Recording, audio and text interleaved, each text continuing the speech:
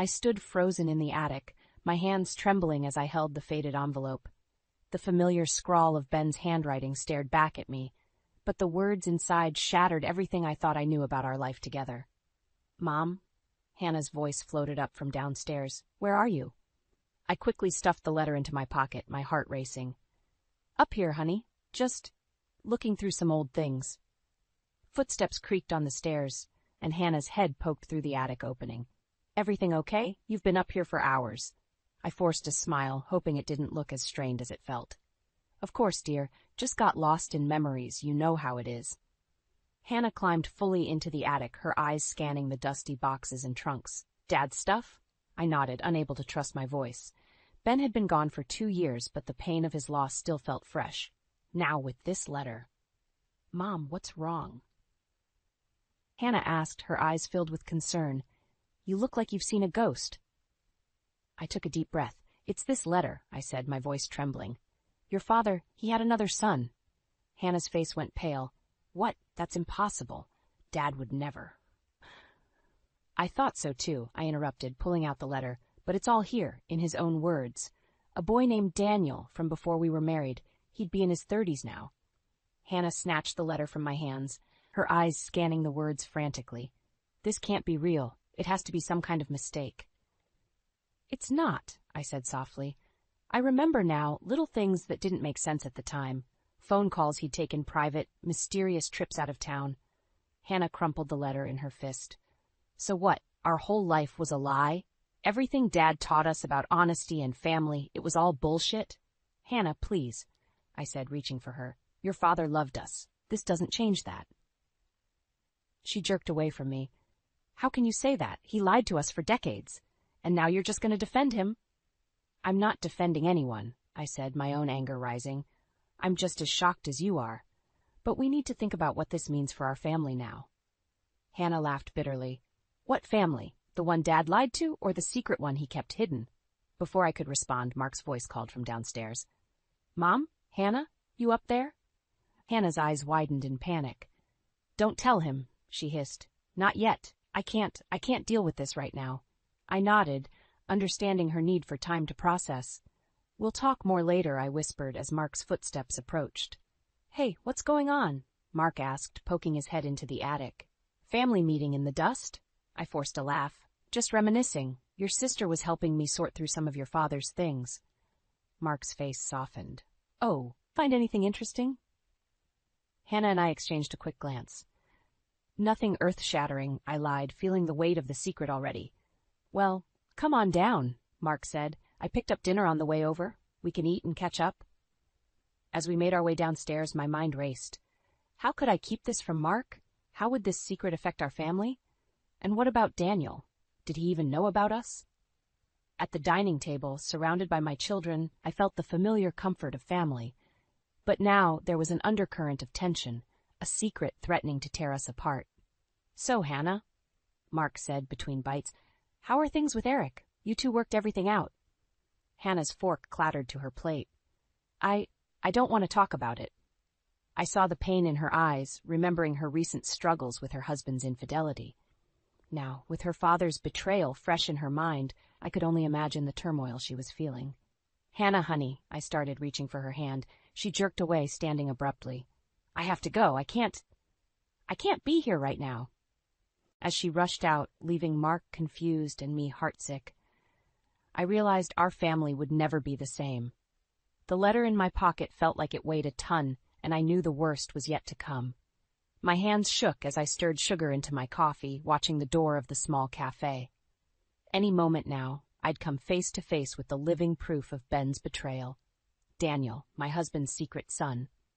The bell above the door chimed, and a young man walked in, his eyes scanning the room. My breath caught in my throat. He looked so much like Ben, it was uncanny. Our eyes met, and he hesitated before approaching my table. I stood, my legs unsteady. "You must be Daniel," I said, my voice barely above a whisper. "I'm Rachel, Ben's wife." Daniel stiffened, his eyes narrowing in suspicion. "Wife? I don't understand. My father wasn't married." We sat down, the tension palpable between us. I clasped my hands tightly, trying to steady myself. "I'm afraid there's a lot you don't know, Daniel, and a lot I've only recently discovered myself." his jaw clenched. What are you talking about? Who are you really? I pulled out the letter, sliding it across the table. This explains everything. I found it in Ben's things after he passed away 2 years ago. Daniel's hands trembled as he read, his face growing paler with each line. When he finished, he looked up at me, his eyes filled with a mix of anger and confusion. This can't be true. My father, he wouldn't have abandoned me like this. I'm so sorry, Daniel, I said, reaching out to touch his hand. He jerked away as if burned. Don't, he snapped. You don't get to comfort me. You had him for years, you and your other children. The bitterness in his voice stung. We didn't know about you either, Daniel. This is a shock for all of us. He laughed humorlessly. A shock? My entire life has been a lie. And now you show up, expecting what? That we'll be one big happy family? I shook my head. No, I don't expect anything. I thought you deserved to know the truth. Daniel stood abruptly, his chair scraping loudly against the floor. The truth? The truth is that my father was a liar and a coward, and you're just the messenger of his betrayal. As he stormed out, I felt the eyes of other patrons on me. Whispers and curious glances made my cheeks burn with shame. This wasn't how I'd imagined our meeting would go. My phone buzzed insistently. Hannah's name flashed on the screen. With a heavy sigh, I answered. Mom, where are you? I've been trying to reach you all morning. Hannah's voice was tight with worry and lingering anger. I'm out, honey. I had an errand to run. An errand? Mom, we need to talk about this. About him. I closed my eyes, dreading the conversation to come. I know, sweetheart. I'll be home soon, and we can discuss everything. Everything? Hannah's voice cracked. Like how Dad lied to us our entire lives? Or how you're suddenly okay with it? Hannah, please, it's not that simple. It is that simple, Mom. Dad cheated, had another kid, and lied about it, and now you want us to what? Welcome this stranger into our family? I felt a headache building behind my eyes. We'll talk when I get home. I promise. As I hung up, I noticed Daniel lingering outside the cafe, staring at me through the window. Our eyes met, and for a moment I saw a flicker of something, longing perhaps, before he turned and walked away. I gathered my things, my mind reeling. How could I bridge the gap between my children and this young man who wasn't such a victim as they were? And how could I reconcile the man I thought I knew with the secrets he'd kept? As I stepped outside, the weight of responsibility settled heavily on my shoulders. I had to find a way to bring this fractured family together, even if it meant facing painful truths and long-buried secrets. The road ahead would be difficult, but I was determined to see it through. For Ben, for our children, and for the son he never knew. I took a deep breath before opening the front door, bracing myself for the storm I knew was waiting inside. Hannah's car was in the driveway, and I could hear raised voices even before I stepped into the house. How could you keep this from us, Mom? Hannah's voice cracked with anger and hurt. We had a right to know. I walked into the living room to find Hannah pacing, her face flushed, while Mark sat on the couch, his head in his hands. The tension in the air was palpable. I'm sorry, I said, my voice barely above a whisper. I was trying to process it myself before. Before what? Hannah interrupted. Before dropping this bomb on us? Another brother? How could Dad hide this from us? Her voice cracked, and I could see the tears welling up in her eyes. I can't handle another betrayal right now. Mark finally looked up, his expression a mix of confusion and concern. Hannah, calm down. We need to approach this rationally. Rationally? Hannah scoffed. There's nothing rational about this, Mark. Our entire childhood was built on a lie. I stepped forward, reaching out to my daughter. Hannah, sweetheart, please. Your father loved you both very much. This doesn't change that. She jerked away from my touch. Doesn't it? He had a whole other life, Mom, a son he never told us about. How can you defend him? I'm not defending anyone, I said, feeling my own emotions rising. I'm just as shocked as you are, but we need to figure out how to move forward. Mark stood up, always the peacemaker. Mom's right, we can't change the past, but we can decide how to handle this now. Have you met him, Daniel? I nodded, feeling a lump form in my throat. Yes, this morning. He didn't know about us either. He's struggling with this just as much as we are. Hannah laughed bitterly. Oh, poor him. Welcome to the club of Dad's lies and disappointments. That's not fair, I said, my voice sharper than I intended. Daniel is as much a victim in this as we are. He grew up without a father, never knowing why he was abandoned. So what? We're supposed to welcome him with open arms? Hannah's voice dripped with sarcasm. One big happy family? Mark intervened, his voice calm but firm. No one's saying that, Hannah. But we can't just ignore his existence either. He's our brother, whether we like it or not. Hannah's phone buzzed, and she glanced at it, her face darkening. I have to go. Eric's waiting for me. As she grabbed her purse, I couldn't help but notice the tension in her shoulders, the way her hand shook slightly. Hannah, is everything okay with you and Eric? She paused at the door, not turning to face us. Everything's fine, Mom, just peachy. One big happy family, remember? The door slammed behind her, leaving a heavy silence in its wake. Mark sighed, running a hand through his hair. Well, that went about as well as expected. I sank onto the couch, suddenly feeling every one of my 63 years. I don't know what to do, Mark. How do we move forward from this? He sat next to me, placing a comforting hand on my shoulder. One day at a time, Mom, we'll figure it out together. As we sat there, the weight of our new reality settling around us, my phone buzzed. A text from an unknown number.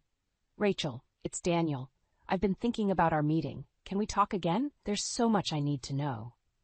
I showed the message to Mark, my heart racing. He nodded slowly. You should meet him again. Maybe I could come too? As I typed out a response, agreeing to another meeting, I couldn't shake the feeling that our lives were about to change irrevocably. The secrets of the past were unraveling, and I feared what other truths might come to light. But as I looked at Mark, saw the determination in his eyes, I felt a glimmer of hope. Whatever came next, we would face it as a family, no matter how complicated that family might become. I never imagined I'd be standing in my own kitchen, feeling like a stranger in my home. But here I was, watching Daniel, my late husband's secret son, fumble with the coffee maker, his presence a constant reminder of how quickly life can change. I'm sorry, Daniel muttered, his frustration evident. I'm not used to fancy machines like this. I stepped forward, gently nudging him aside. Here, let me show you. As I demonstrated how to use the coffee maker, I couldn't help but notice how much his mannerisms resembled Ben's. It was like seeing a ghost. The front door slammed, making us both jump. Hannah stormed into the kitchen, her eyes blazing when she saw Daniel. What's he doing here? She demanded, glaring at me. I took a deep breath, steeling myself. Daniel's apartment flooded. He needs a place to stay for a few weeks, and I offered our guest room. Hannah's face contorted with anger and disbelief. You've got to be kidding me. Mom, how could you? Hannah, please, I started, but she cut me off. No, you don't get to Hannah, please me. Not about this. She turned to Daniel, her voice dripping with venom. You're not even a real part of this family. You're just a mistake from Dad's past. Daniel flinched as if he'd been slapped. I saw a flicker of hurt in his eyes before he masked it with indifference. Hannah, I exclaimed, shocked by her cruelty. That's enough. Daniel is your brother, whether you like it or not.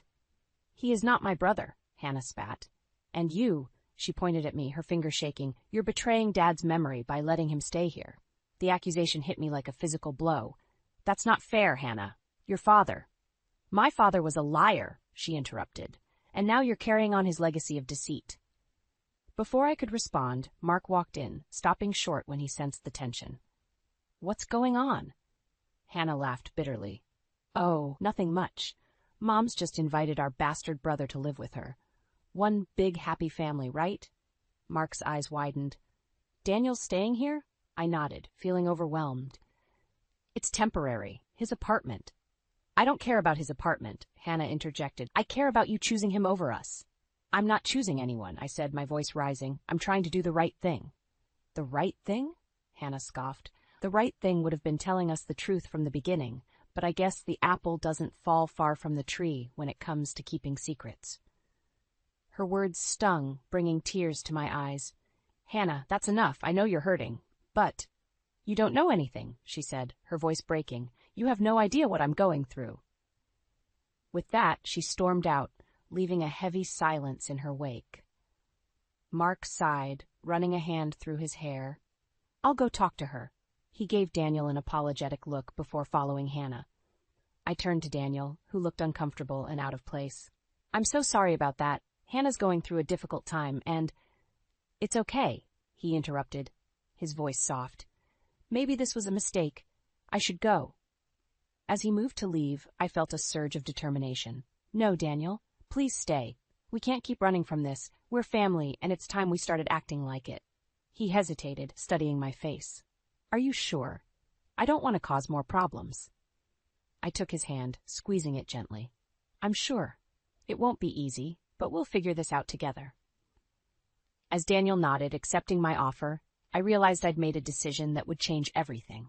By choosing to embrace Daniel as part of our family, I was opening the door to more conflict, more pain, but also the possibility of healing and growth. Looking at Daniel's grateful expression, I knew I'd made the right choice, even if it meant facing Hannah's wrath and navigating the complicated emotions that came with integrating a long-lost family member. Whatever challenges lay ahead, we would face them as a family.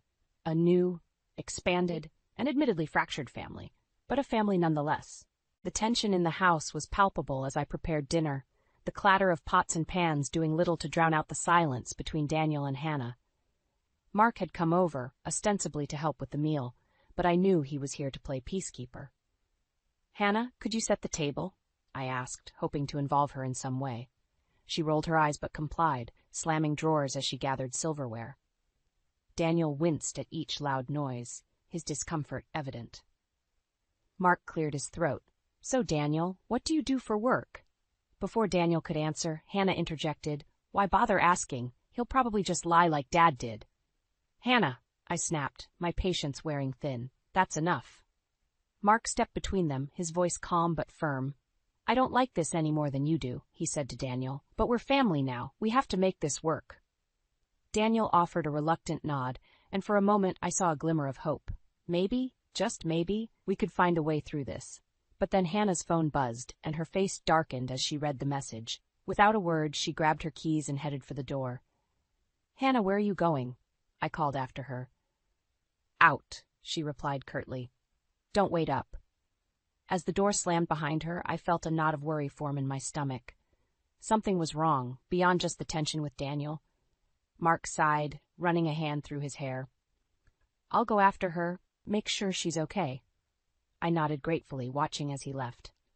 Alone with Daniel, I felt the weight of everything pressing down on me. I'm sorry, Daniel said softly. I never meant to cause so much trouble. I turned to him, seeing the genuine remorse in his eyes. It's not your fault, Daniel. This situation, it's complicated for all of us. As we finished preparing dinner in silence, my mind raced. How could I bridge the gap between my children and this young man who was as much a victim of circumstances as they were? Just as we were sitting down to eat, my phone rang. It was Mark. Mom. His voice was tight with worry. I followed Hannah. She's outside Eric's office, and I think she's spying on him. My heart sank. What? Why would she?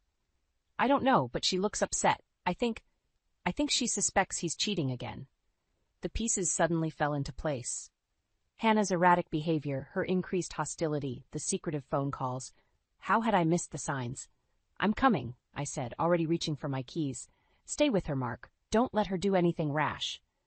I turned to Daniel, who looked concerned and confused. I have to go. Hannah's in trouble. Will you be okay here?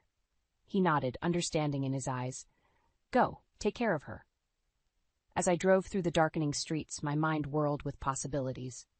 If Eric was indeed cheating again, it would devastate Hannah. And in her current state, with all the family drama, I feared what she might do.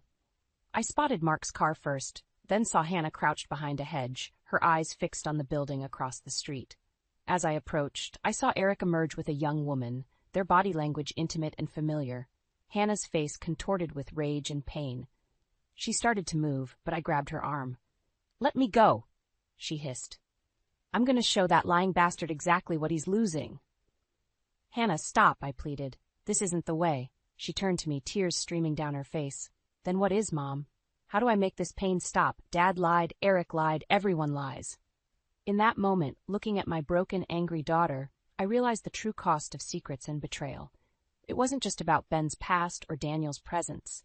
It was about trust, about the very foundation of our family. I pulled Hannah into a tight embrace, feeling her resistance melt as she sobbed against my shoulder. Over her head, I met Mark's worried gaze, and beyond him, I saw Daniel approaching cautiously, having followed us out of concern. In that moment, I knew I had to make a choice. We couldn't go on like this, tearing each other apart. Something had to change, and it had to start with me. "We're going home," I said firmly. "All of us. It's time we faced the truth. All of it together." As we walked back to our cars, I felt the weight of the decision I'd just made. The road ahead would be difficult, but it was the only way forward. It was time to confront our past, heal our present, and forge a new future. As a family, I stood in my kitchen, surrounded by the chaos of last-minute preparations for our family gathering. The air was thick with tension, and I couldn't shake the feeling that something was about to explode. Hannah burst through the door, her eyes wild and her hair disheveled. "Mom, I need to talk to you. Now." I set down the platter I was holding, my heart racing. "What's wrong, sweetie?" She glanced around nervously, then lowered her voice. "I have proof. Eric's been cheating on me again. I'm going to expose him tonight in front of everyone." My blood ran cold. "Hannah, no, this isn't the way to handle it. Let's talk about this." "Talk?" she scoffed. "That's all we ever do. Talk and pretend everything's fine." "Well, I'm done pretending." Before I could respond, the doorbell rang. Guests were arriving. The next hour was a blur of greetings and forced smiles. I watched Hannah like a hawk, terrified of what she might do. Daniel hovered awkwardly on the periphery, while Mark tried his best to keep conversations flowing. Eric arrived late, looking nervous. Hannah's eyes locked onto him, and I saw a dangerous glint in them. As everyone gathered in the living room, I cleared my throat. "Thank you all for coming. I know it's been a difficult time for our family, but I hoped we could use this opportunity to—" "Oh, cut the crap, Mom," Hannah interrupted, standing up. "You want to talk about difficult times? Let's talk about how my husband has been screwing his secretary for months." A collective gasp rippled through the room. Eric paled, stammering, "Hannah, what are you?" "You thought you could get away with this?" Hannah yelled, throwing a file of incriminating photos across the room. "Everyone will know who you really are." The room erupted into chaos. Eric lunged for the photos, guests murmured in shock, and I stood frozen, watching my carefully orchestrated evening crumble. "Hannah, please," I begged, finding my voice. "This isn't the time or place." "When is the time, Mom?" she screamed, tears streaming down her face. "When Dad was alive and lying to us? Or now, when his bastard son is living in our house like nothing happened?" Daniel flinched at her words, and I saw Mark step protectively in front of him. "That's enough," I shouted, surprising even myself with the force of my voice. "Everyone, please, just calm down." But it was too late. The dam had broken, and years of pent-up resentment and secrets came flooding out. "You knew, didn't you?"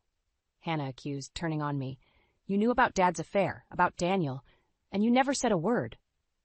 "I didn't know," I protested weakly, but doubt gnawed at me. Had there been signs I'd ignored? Eric, seeing an opportunity to deflect, jumped in.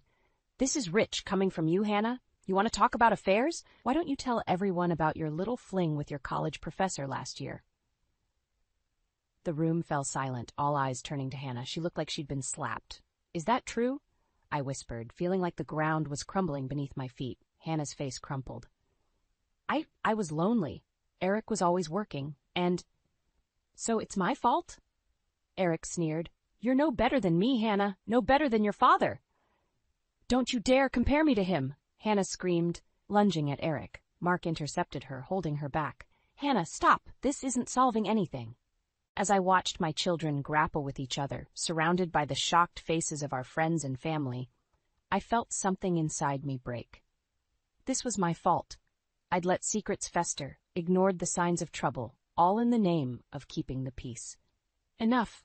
The voice that cut through the chaos wasn't mine. It was Daniel's.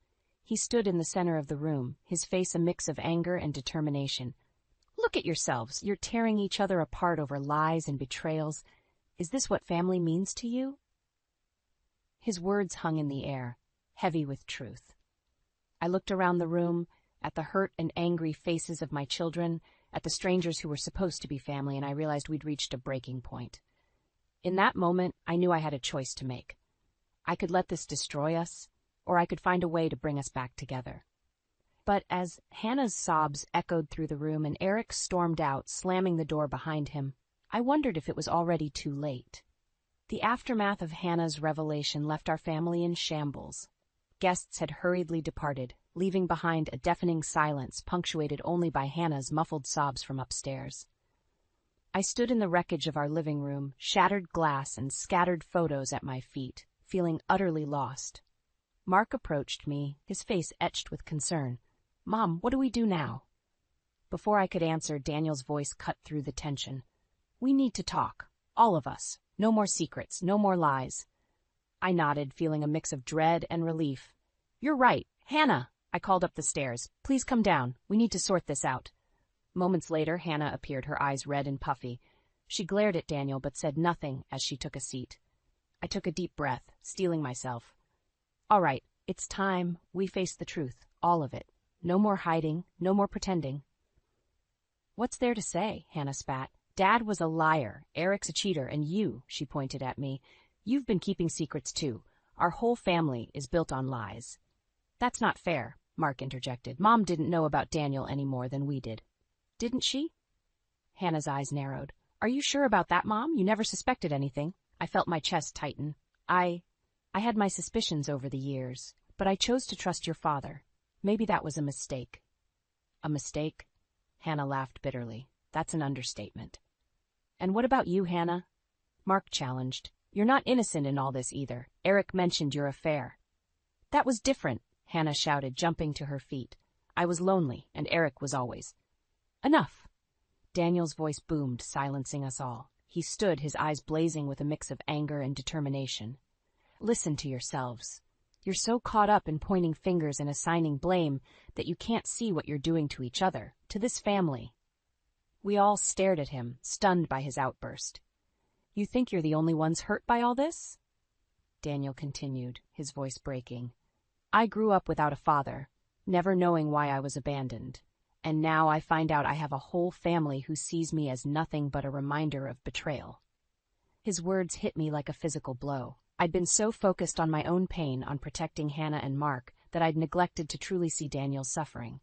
"We're destroying ourselves over secrets and lies," Daniel said, his voice softer now. "This family can't heal unless we face the truth, all of it." The room fell silent as his words sank in. I looked at my children, at all three of my children, and saw the pain, anger, and fear etched on their faces.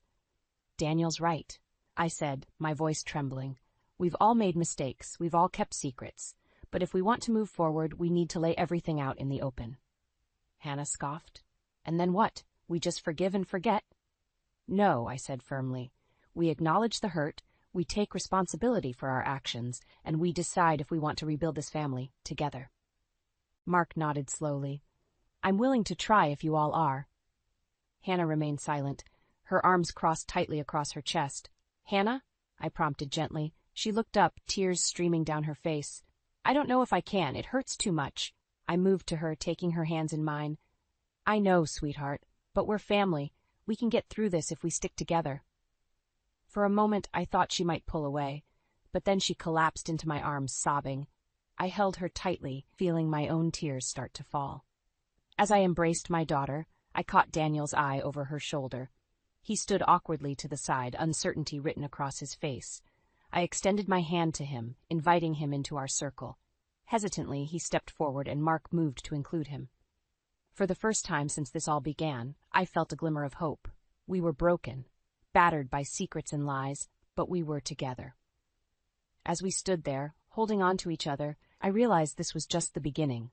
We had a long, difficult road ahead of us, but for the first time I believed we might actually make it through, as a family. The weeks following our confrontation were a delicate dance of healing and hurt. Each day brought new challenges but also small victories. I watched my family, once fractured, slowly begin to mend. Hannah was the first to take a concrete step. One morning, she approached me, her eyes red-rimmed but determined. "Mom, I think I need help, professional help." I felt a surge of pride and relief. "That's very brave of you, sweetheart. I'll help you find someone." As Hannah started therapy, I noticed subtle changes. The sharp edges of her anger began to soften, replaced by a quiet introspection. She and Eric had decided to separate.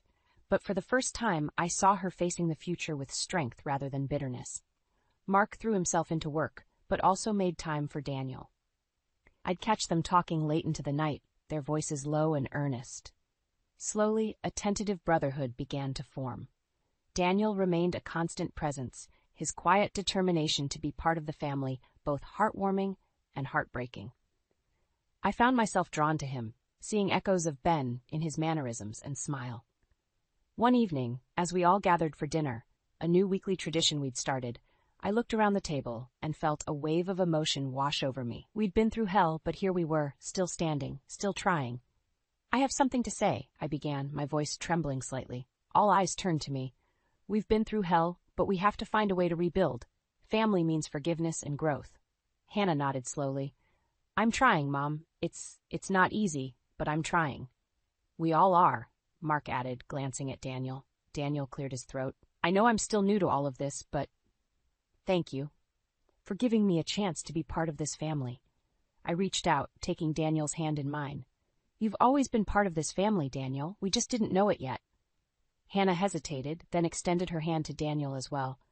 "I'm sorry for how I treated you before. You didn't deserve that." As Daniel took Hannah's hand, I felt tears spring to my eyes. It wasn't perfect, but it was progress. "I have an idea," Mark said suddenly. "Why don't we go through Dad's old things together? Maybe we can all learn more about him, the good and the bad." The suggestion hung in the air for a moment. Then, to my surprise, Hannah nodded. "I'd like that." We spent the rest of the evening in the attic, sifting through boxes of Ben's belongings. There were moments of laughter as we uncovered old photographs and mementos, and moments of tension as we confronted reminders of his secrets. As I watched my children, all three of them, piece together the complex puzzle of their father, I felt a weight lift from my shoulders. We weren't hiding anymore. We were facing our past, together. "Mom, look at this," Daniel said softly, holding out a small notebook. It was Ben's journal from the year Daniel was born. With shaking hands, I opened it. Ben's familiar handwriting filled the pages, detailing his struggles, his regrets, and his love for all his children, including Daniel. He wanted to tell us, I realized, my voice barely a whisper. He was trying to find a way. We huddled together, reading Ben's words. There were tears and angry outbursts, but also moments of understanding and forgiveness. As the night wore on, I looked at my family, battered and bruised, but healing. We had a long way to go, but for the first time, I truly believed we would make it. "We've been through hell," I said, echoing my words from earlier, "but we're finding our way back. Together." Hannah leaned her head on my shoulder while Mark and Daniel exchanged a look of newfound brotherhood. In that moment, I felt Ben's presence, not as a source of betrayal, but as a reminder of the love that had brought us all together. We were a family redefined, shaped by secrets and lies, but ultimately bound by love and the choice to forgive. As we descended from the attic, arms linked and hearts lighter, I knew that whatever challenges lay ahead, we would face them as one. The path to healing was long, but we had taken the first steps together. And in the end, that's what family is all about. The shattered remains of my favorite mug lay scattered across the kitchen floor, a fitting metaphor for my life at that moment. I stood there, frozen, staring at the mess as my mind raced to process the information I'd just uncovered. "Clara? What was that noise?" Nate's voice called from the living room, snapping me out of my trance. I swallowed hard, my throat suddenly dry. "Nothing," I managed to croak out. "Just dropped a mug." Footsteps approached, and Nate appeared in the doorway. His brow furrowed with concern as he took in the scene. "Are you okay? You look pale." I couldn't bring myself to look at him. Instead, I focused on the shards of ceramic at my feet. "I'm fine," I lied, my voice barely above a whisper. Nate stepped closer, reaching out to touch my arm. I flinched away instinctively, and confusion flashed across his face. "Clara, what's wrong?" The dam inside me broke. "How long?" I demanded, finally meeting his gaze. "How long what?" he asked, but I could see the flicker of panic in his eyes. I thrust my phone at him, the incriminating email still displayed on the screen. "How long have you been sleeping with her?" Nate's face drained of color. He opened his mouth, then closed it again, fumbling for words. Clara, I can explain." "Explain?" I laughed bitterly. Explain how you've been cheating on me with some woman named Melissa, how you've been lying to me for God knows how long." "It's not what you think," Nate pleaded, reaching for me again. I stepped back, my heel crunching on a piece of broken mug. "Don't touch me," I hissed. "Just don't." The front door opened, and I heard Ava's cheerful voice. "Mom! Dad! I'm home!" Panic seized me. I couldn't let our daughter see us like this. "We'll discuss this later," I whispered fiercely to Nate. "Act normal." Nate nodded, his face a mask of guilt and fear. We both plastered on fake smiles as Ava bounded into the kitchen. "Hi, sweetie," I said, my voice unnaturally high. "How was school?" Ava's eyes widened as she noticed the broken mug. "What happened?" "Oh, just a little accident," I said, forcing a laugh. "Nothing to worry about. Why don't you go start your homework? I'll be there to help in a minute." As soon as Ava was out of earshot, I turned back to Nate. "We're not done," I warned him. "Not by a long shot." The rest of the evening passed in a blur of forced normalcy. I helped Ava with her homework, made dinner, and tucked her into bed, all while my insides churned with rage and betrayal. Finally, with Ava asleep, I confronted Nate in our bedroom. "Start talking," I demanded. Nate sighed, running a hand through his hair. "It was a mistake, Clara, a stupid, terrible mistake." "How long?" I repeated my earlier question. He hesitated. 6 months. The words hit me like a physical blow. 6 months. Half a year of lies and deceit. "Why?" I asked, my voice breaking. "I don't know," Nate said, his eyes pleading. "Things between us have been different lately. I felt disconnected, and Melissa was just there." I laughed humorlessly. "Oh, so it's my fault because I've been busy with work and taking care of our daughter?" "No, that's not what I meant," Nate backpedaled. "I'm not blaming you. It was all me. I made a terrible choice, and I'm so sorry." I shook my head, tears stinging my eyes. "Sorry isn't good enough, Nate. You've broken us. How am I supposed to trust you ever again?" As I stood there, staring at the man I thought I knew, I realized our life together would never be the same. The question was, what was I going to do about it? I stared at Nate across the kitchen table, my fingers wrapped tightly around my coffee mug. The silence between us was thick with unspoken words and lingering resentment. "I've been thinking," Nate said, breaking the tension. "Maybe we need a change of scenery." I raised an eyebrow. "What do you mean?" He took a deep breath. "I think we should move in with my parents for a while." The suggestion hit me like a bucket of ice water. "Your parents? Nate, are you serious?" "Just hear me out," he pleaded. "It could be good for us. A fresh start, away from everything." I laughed bitterly. "You mean away from your mistakes?" Nate flinched but pressed on. "Mom and Dad have that big house. We'd have our own space and they could help with Ava. It would give us time to focus on us, on rebuilding our marriage." The word marriage made my stomach churn. Was there even anything left to rebuild? "Clara," Nate said softly, reaching for my hand. This time I didn't pull away. "I know I messed up, but I want to make this work. For us, for Ava, please just consider it." I closed my eyes, feeling the weight of our vows pressing down on me. "For better or for worse, right?" "Fine," I said finally. "I'll think about it." The next few days were a whirlwind of discussions and preparations. Despite my reservations, I found myself agreeing to Nate's plan. Maybe a change would do us good. Maybe his parents' presence would keep him on the straight and narrow. The day of the move arrived all too quickly. As we pulled up to Evelyn and Alfred's sprawling suburban home, I felt a knot of anxiety tighten in my chest. Evelyn burst out of the front door, arms wide open. "Oh, my darlings," she cried, enveloping Nate in a hug before turning to Ava. "And there's my precious granddaughter." I hung back, watching the scene unfold. Alfred appeared in the doorway, nodding a greeting. "Clara," he said, his tone cordial but cool. "Alfred," I replied, forcing a smile. As we settled into our new living arrangement, I tried to remain optimistic. Evelyn and Alfred were polite, if a bit distant. Nate seemed more relaxed, more attentive. For a moment, I allowed myself to hope that maybe, just maybe, this could work. But as the days turned into weeks, cracks began to appear in the facade. It started small. Evelyn forgetting to include me in meal planning, Alfred making offhand comments about my work hours, the way they'd fall silent when I entered a room, exchanging meaningful glances. One evening, I overheard a conversation that made my blood run cold. "I just don't understand what he sees in her." Evelyn's voice drifted from the kitchen. "Nate could do so much better."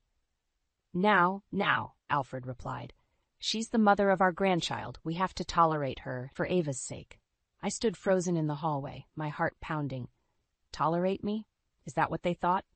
Clara? Nate's voice startled me. What are you doing? I turned to face him, anger and hurt warring inside me. Your parents, I hissed. They hate me. Nate's brow furrowed. What? No, they don't. You're imagining things. Imagining things? I repeated incredulously. I just heard them talking about me. They said they have to tolerate me. I'm sure you misunderstood, Nate said, his tone placating. Mom and Dad love you. I stared at him, disbelief turning to fury. Are you seriously taking their side? I'm not taking sides, Nate protested. I just think you're overreacting. The word overreacting was the final straw. You know what? I snapped. I'm done. This was a mistake. All of it. I stormed past him, heading for our room. As I threw clothes into his suitcase, I could hear Nate following me, pleading. Clara, please, don't do this. We can work it out.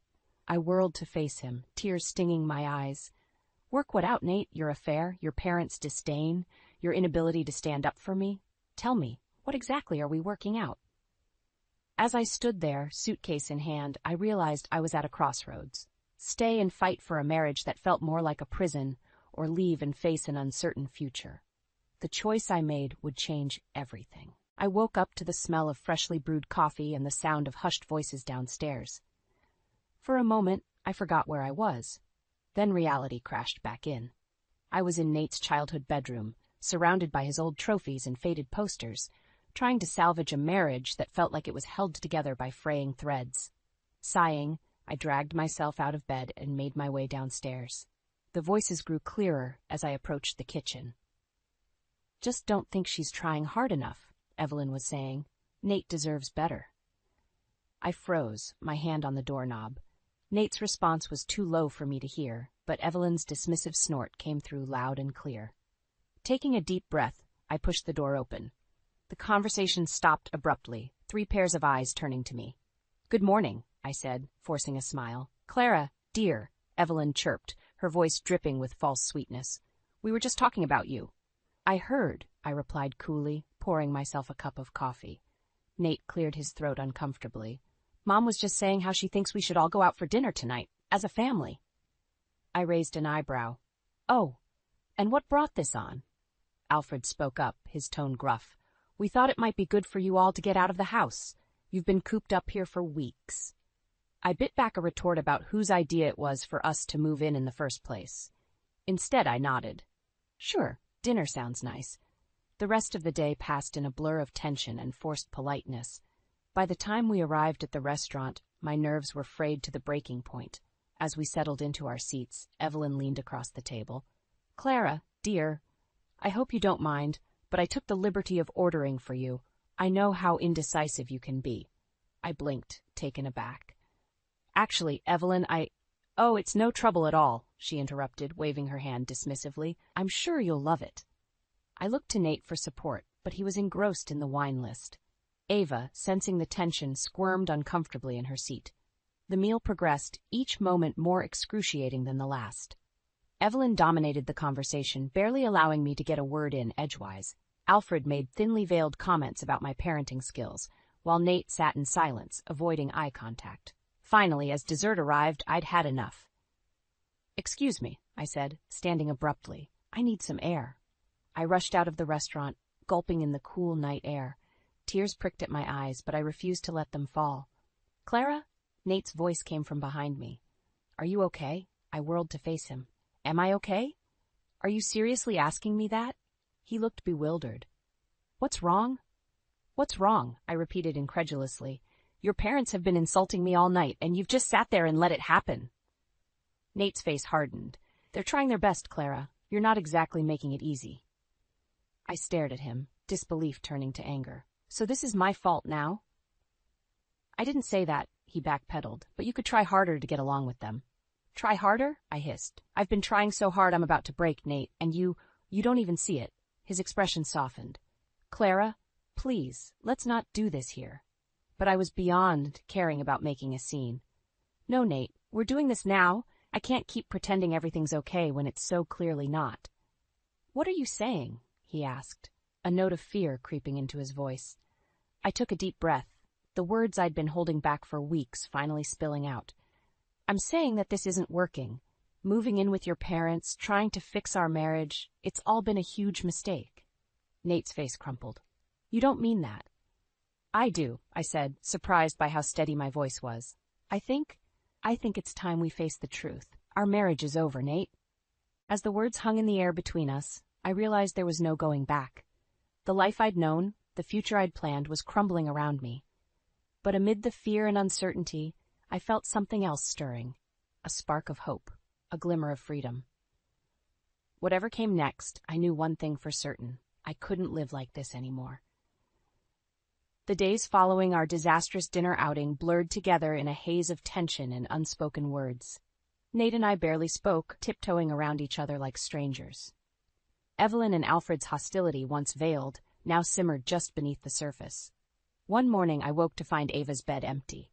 Panic gripped me as I rushed downstairs, only to find her giggling in the kitchen with Evelyn. "There you are, sleepyhead," Evelyn cooed, her saccharine tones setting my teeth on edge. "I was just teaching Ava how to make proper pancakes.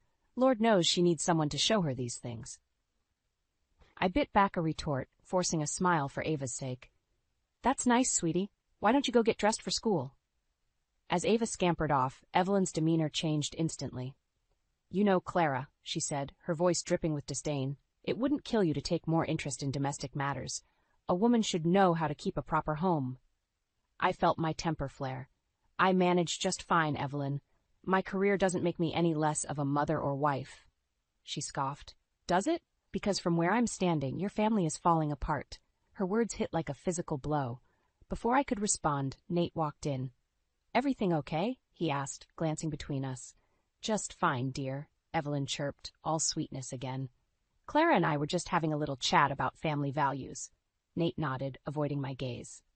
"Right. Well, I'm heading to work. Clara, don't forget we have that dinner with my boss tonight."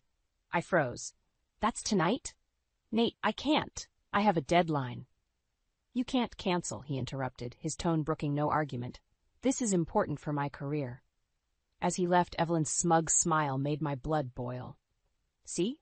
A good wife would remember these things. That evening, I found myself at an upscale restaurant, seated across from Nate's boss and his wife. The conversation flowed around me as I struggled to focus, my mind still on my unfinished article. "So, Clara," Nate's boss turned to me. "Nate tells me you're a journalist, too. How's that going with family life?" Before I could answer, Nate jumped in. "Oh, Clara's thinking of scaling back her work, aren't you, honey? To focus more on home life." I stared at him, dumbfounded. What?" Nate's boss nodded approvingly. "Good for you. Family should always come first." The rest of the dinner passed in a blur. As soon as we got home, I rounded on Nate. "What the hell was that about? Scaling back my work?" He sighed, loosening his tie. "Come on, Clara. You know how important this promotion is." I was just saying what he wanted to hear. "At my expense?" I hissed, mindful of Ava sleeping upstairs. "Don't be so dramatic," he scoffed. "It's not like your job is as demanding as mine anyway." I reeled back as if slapped. "Is that what you really think?" Before he could answer, Alfred appeared in the doorway. "Everything all right? We could hear you from upstairs." Nate plastered on a smile. "Just a little disagreement, Dad. Nothing to worry about." Alfred's gaze settled on me, cold and judgmental. "Clara, I think it's time you started considering what's best for this family. Your selfish behavior is tearing it apart." Something inside me snapped. Years of pent-up frustration and resentment came pouring out. "Selfish? I've given everything to this family. I've put up with your constant criticism, your son's infidelity, all while trying to maintain my career and raise my daughter. And I'm the selfish one?" The room fell silent. Nate and Alfred stared at me, shocked. In that moment, I realized I'd reached a crossroads. I could no longer pretend everything was fine. I couldn't keep sacrificing my self-respect, my career, my happiness for a family that didn't value me. "I'm done," I said, my voice steady despite the turmoil inside. "I can't do this anymore." As I turned to leave the room, I caught sight of Ava standing on the stairs, her eyes wide with fear and confusion. My heart broke, but I knew in that moment that I had to be strong, for both of us. Whatever came next, I knew one thing for certain. Things couldn't go on as they were. It was time for a change, no matter how terrifying that prospect might be. The morning after my outburst, I woke with a sense of dread weighing heavily on my chest. The house was eerily quiet as I made my way downstairs, bracing myself for the inevitable confrontation. I found Nate in the kitchen, nursing a cup of coffee. His eyes were bloodshot, his hair disheveled. "We need to talk," he said, his voice hoarse. I nodded, pouring myself a cup. "Yes, we do." "I've been thinking about what you said last night," Nate began. "I know things haven't been easy." "Easy?" I interrupted, a bitter laugh escaping me. "Nate, things haven't been easy since the day I found out about your affair. Living here, with your parents constantly undermining me, has been a nightmare." Nate's face hardened. "They're just trying to help, Clara. Maybe if you made more of an effort." "Don't you dare put this on me," I hissed, my anger flaring. I've been trying so hard I'm exhausted, but it's never enough, is it? Not for you, not for them." Before Nate could respond, Evelyn swept into the kitchen. "Oh good, you're both up. Nate, dear, don't forget you promised to take your father golfing today." I stared at Nate incredulously. "Golfing? Now?" He at least had the decency to look uncomfortable. I forgot. Dad's been looking forward to it." "Of course he has," I muttered, shaking my head in disbelief. Evelyn's eyes narrowed. "Is there a problem, Clara? Surely you can handle things here for one day without my son." Something inside me snapped. "You know what, Evelyn? There is a problem. The problem is that your son and I are trying to have an important conversation about our marriage, and you're more concerned about a golf game." Evelyn's face flushed with anger. "How dare you speak to me like that in my own home? Nate, are you going to let her talk to me this way?" I turned to Nate, waiting to see what he would do. His eyes darted between us, panic evident on his face. Mom, Clara, please, can't we all just calm down?" His weak attempt at peacemaking was the final straw. "No, Nate, we can't just calm down. This is our life, our marriage falling apart, and you're worried about keeping the peace?" I stormed out of the kitchen, my mind racing. As I reached the stairs, I heard Ava's small voice. "Mommy? Why is everyone yelling?" My heart clenched. I knelt down, pulling her into a hug. "I'm sorry, sweetheart. Mommy and Daddy are just having a disagreement." "Are we going to have to leave?" she asked, her voice trembling. The question hit me like a punch to the gut. I pulled back, looking into her worried eyes. In that moment, I knew I had to make a decision, not just for myself, but for Ava. "I don't know, honey," I said honestly, "but I promise, whatever happens, we'll be okay." As I held my daughter, I heard Nate and Evelyn's voices rising again downstairs. The constant tension, the arguments, the silent treatment, it was all taking a toll on Ava. I couldn't let this continue. With a deep breath, I made my decision. I gently pulled away from Ava. "Sweetie, can you go to your room and pack a small bag? Just some clothes and your favorite toys." Her eyes widened. "Are we going on a trip?"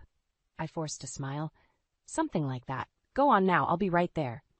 As Ava scampered off, I pulled out my phone and dialed a number I should have called weeks ago. "Joan? It's Clara. I need your help. Can Ava and I stay with you for a while?" My sister's voice was warm and concerned. "Of course. What's going on?" I took a shaky breath. "I'm leaving Nate. I can't do this anymore." As I hung up, I felt a strange mix of terror and relief wash over me.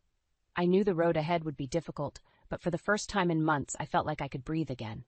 Whatever came next, I would face it on my own terms. Joan's apartment felt like a sanctuary after the suffocating atmosphere at Nate's parents' house. As I sank into her plush couch, the weight of the past few months seemed to lift slightly from my shoulders. "Okay, sis," Joan said, handing me a steaming mug of tea. "Start from the beginning." I poured out everything. Nate's affair, the move to his parents' house, the constant belittling and criticism.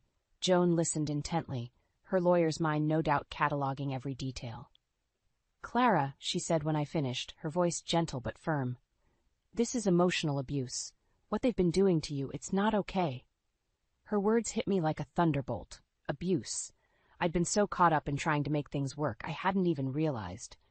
"We need to document everything," Joan continued, switching into lawyer mode. "Every insult, every manipulative comment, it'll be crucial if Nate tries to fight for custody of Ava." The mention of custody sent a chill down my spine. "You really think he'd do that?" Joan's expression hardened. "After what you've told me about his parents, we need to be prepared for anything." Over the next few weeks, I threw myself into gathering evidence. I wrote down every memory of Evelyn and Alfred's mistreatment, every instance of Nate's neglect. Joan helped me organize it all, building a case that left me stunned when I saw it laid out. But even as I worked, a nagging doubt gnawed at me. Was I really ready to end my marriage, to tear apart Ava's family? My phone buzzed with a text from Nate. "We need to talk. Come to the house tomorrow." I showed Joan the message, my stomach churning. "I have to go, don't I?" She nodded grimly. "Yes, but not alone. I'm coming with you." The next day, we pulled up to Nate's parents' house. My palms were sweaty as I rang the doorbell. Nate answered, his eyes widening at the sight of Joan. "What's she doing here?" he demanded. "Moral support," I said firmly, pushing past him into the house. Evelyn and Alfred were waiting in the living room, their faces masks of disapproval. "Well, if it isn't the prodigal daughter-in-law," Evelyn sneered. I took a deep breath, steeling myself. "I'm here to talk about divorce proceedings, Nate, and custody arrangements for Ava." The room erupted into chaos. Nate started pleading, Evelyn shrieked about the sanctity of marriage, and Alfred thundered about ungrateful wives. Through it all, Joan stood beside me, a pillar of strength. "Enough!" I shouted, silencing the room. "I've made my decision. I won't live like this anymore, and I won't let Ava grow up in this toxic environment." Nate's face contorted with anger. "You can't take my daughter away from me. Watch me," I retorted, my voice ice cold. "I have documented evidence of the emotional abuse I've endured in this house. Do you really want to take this to court?" The color drained from Nate's face. Evelyn, however, wasn't backing down. "You ungrateful little." She lunged forward, her hand raised as if to slap me. Joan stepped between us, her voice sharp as a knife. "I wouldn't do that if I were you, Mrs. Thompson. Assault charges wouldn't look good in a custody battle." Evelyn recoiled, sputtering with rage. I turned to Nate, my heart pounding. "This is your last chance, Nate. Are you going to stand with your wife and daughter, or with them?" The silence that followed seemed to stretch for an eternity. I could see the conflict in Nate's eyes, the war between the man I'd married and the son his parents had molded. Finally he spoke, his voice barely above a whisper. I can't leave my parents, Clara. They need me." In that moment I felt something inside me shatter. The last lingering hope that we could salvage our marriage crumbled to dust, but along with the pain came a surge of determination. "Then we're done," I said, my voice steady despite the turmoil inside. "Expect to hear from my lawyer." As Joan and I walked out of the house, I felt like I was leaving more than just a failed marriage behind. I was leaving behind years of self-doubt, of compromise, of settling for less than I deserved. The road ahead was uncertain, but for the first time in years, I felt truly free. Whatever challenges lay ahead, I knew I had the strength to face them. And more importantly, I had the strength to show Ava what it meant to stand up for oneself, to demand respect and love. As we drove away, I allowed myself a small smile. This wasn't an ending. It was a new beginning. The day of the final confrontation arrived with a sense of foreboding. Joan and I had spent weeks preparing, but as we approached Nate's lawyer's office, my stomach churned with anxiety. "Remember," Joan whispered as we entered the building, "you hold all the cards, stay strong." Nate was already there, looking haggard and defeated. His eyes met mine briefly before darting away. His lawyer, a sharp-faced woman in an expensive suit, eyed us coolly. "Let's get started, shall we?" she said, gesturing to the conference room. As we settled into our seats, I couldn't help but think of Ava, waiting at Joan's apartment with a babysitter. Everything I was about to do was for her. Nate's lawyer spoke first. "My client is willing to agree to joint custody with Ava primarily residing with him and his parents." I felt a surge of anger. "Absolutely not," I snapped. "I have evidence of the emotional abuse I suffered in that house. Ava will not be subjected to that environment." The lawyer's eyes narrowed. "Allegations of abuse are serious, Mrs. Thompson. Do you have proof?" Joan slid a thick folder across the table. "We have documented every instance of mistreatment, corroborated by witnesses and psychological evaluations." As Nate and his lawyer pored over the documents, I saw the color drain from his face. "Clara," he said, his voice barely above a whisper, "I had no idea it was this bad." I laughed bitterly. "Of course you didn't. You were too busy trying to please your parents to notice what they were doing to your wife and daughter." Nate's lawyer cleared her throat. In light of this evidence, we're prepared to discuss a more equitable arrangement. The next few hours were a blur of negotiations. Custody arrangements, division of assets, alimony. Every detail of our lives together was dissected and divided. Through it all, I held firm, buoyed by Joan's steady presence and the memory of everything I'd endured. Finally, we reached an agreement. Primary custody of Ava would be mine, with Nate granted visitation rights. Our assets would be split fairly, and I would retain our family home. As Nate picked up the pen to sign the divorce papers, he hesitated. "Clara," he said, his voice breaking, "I'm sorry. For everything. I should have protected you and Ava." For a moment I felt a flicker of the love we once shared, but then I remembered the years of neglect, of choosing his parents over his family, and my resolve hardened. "It's too late for sorry, Nate," I said quietly. "Just sign the papers." With a shaky hand, Nate signed. As I added my own signature, I felt a weight lift from my shoulders. It was done. I was free. As we left the office, Joan squeezed my hand. "You did it, sis. I'm so proud of you." But our victory was short-lived. As we stepped out of the building, we were confronted by a furious Evelyn and Alfred. "You conniving witch!" Evelyn shrieked. "How dare you turn our son against us?" Alfred loomed over me, his face red with rage. "You'll regret this, Clara. We'll make sure you never see Ava again." I felt a moment of panic, but then something inside me snapped. Years of pent-up anger and frustration came pouring out. "Enough!" I shouted, my voice ringing through the street. "You will not threaten me or my daughter ever again. Your reign of manipulation and abuse ends now." I turned to Nate, who had followed us out. "This is your last chance, Nate. Your parents or your daughter, choose."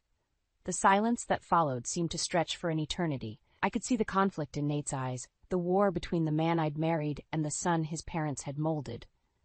Finally, he spoke, his voice barely above a whisper. I choose Ava." Evelyn let out a wail of despair, while Alfred's face contorted with fury, but I barely noticed them. In that moment, looking at Nate's defeated form, I realized something profound. I didn't need his choice. I didn't need his approval or his parents' acceptance.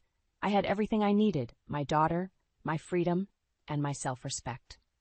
As Joan and I walked away, leaving the chaos behind, I felt a surge of triumph. The road ahead would be challenging, but for the first time in years, I was ready to face it head-on.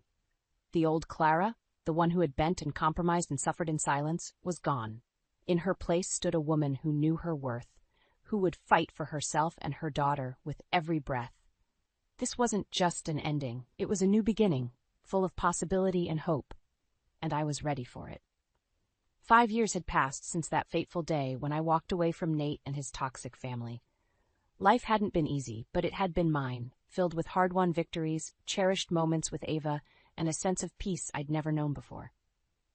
I was in the middle of preparing dinner when the doorbell rang. Ava, now a spirited 13-year-old, called out, "I'll get it, Mom." A moment later, I heard her startled voice.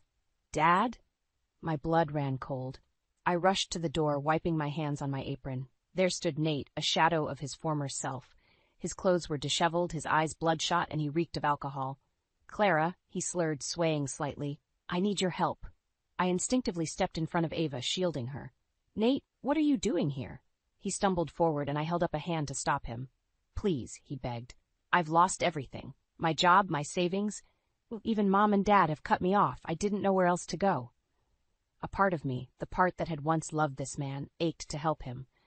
But I remembered the years of neglect, the pain he'd put me through, and I steeled myself. "Ava, honey," I said calmly, "go to your room, please." Once Ava was out of earshot, I turned back to Nate. "You can't be here," I said firmly. "You're drunk and you're scaring our daughter." "Our daughter," he repeated bitterly, "the one you took from me." Anger flared within me. "I didn't take her from you, Nate. You chose to let her go when you refused to stand up to your parents." He lunged forward suddenly, grabbing my arm. "You ruined my life," he shouted. For a moment, fear gripped me, but then something shifted. I was no longer the woman who would cower or make excuses for him. I was stronger now. With a swift motion, I broke free of his grip and pushed him back. "No, Nate," I said, my voice steady and strong. "You ruined your own life, and I won't let you ruin mine or Ava's any longer." I saw a flicker of the old Nate in his eyes, shame, regret, and a hint of admiration. but it was too late for that now. "I'm calling you a cab," I said. "And then I'm calling my lawyer. This ends now, Nate. No more surprise visits, no more manipulations. If you want to see Ava, you'll do it through proper channels, and you'll do it sober."